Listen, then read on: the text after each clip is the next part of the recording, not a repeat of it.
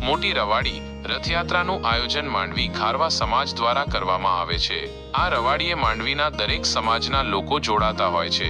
મોટી રવાડીએ માંડવી એક મોટા ઉત્સવ સમાન બની રહે છે। માંડવીથી દૂર વિદેશમાં વસતા લોકો પણ આ ઉત્સવમાં ભાગ લેવા માટે માંડવી આવી જતા હોય છે। મોટી રવાડીનો મેળો માંડવીના ટોપાણસર તળાવ નજીક ભરાય છે, જે એક કાર્નિવલ સમાન હોય છે।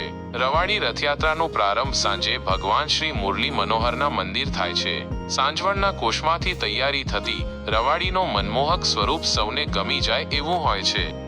આ રથમાં સંગેમરમરની લઘુ શ્યામ મૂર્તિ બિરાજમાન કરાય છે અને બાલકૃષ્ણની પંચધાતુની પ્રતિમા પાલખીમાં બિરાજમાન કરાય છે। મોટી રવાડીનો પ્રારંભ શ્રી મુરલી મનોહર મંદિરથી ઓખાઈ બજાર, જૂની કોટ, સ્વામીજીની શાળા, રંગશાળા, આશાપુરા મંદિર, લોહાણા મહાજન વાડીથી થઈને તળાવવાલા નાકાની અંદર સવારે લગભગ 4 થી 5 વાગે પહોંચે છે। ત્યાં પૂજન અર્ચન કાર્ય બાદ રવાડી ફરી તે જ માર્ગે ધામધૂમથી પાછી શ્રી મુરલી મનોહર મંદિરે પહોંચે છે। મોટી રવાડીએ ભજનની ફૂલીઓ, સ્વાલી ઢોલની ફૂલીઓ, ફિલ્મી ગીતો પર ડાન્સની ફૂલીઓ, ડીજે, ઓર્કેસ્ટ્રા જેવી અને અનેક ઝાંખીઓ હોય છે। તેમાં મુખ્યત્વે સ્વાલી ઢોલ બહારગામથી આવતા લોકોને આકર્ષિત કરે છે। મોટી રવાડી રથયાત્રાની પરંપરા આજથી લગભગ 290 વર્ષ કે તેથી વધુ જૂની હોવાનું મનાય છે।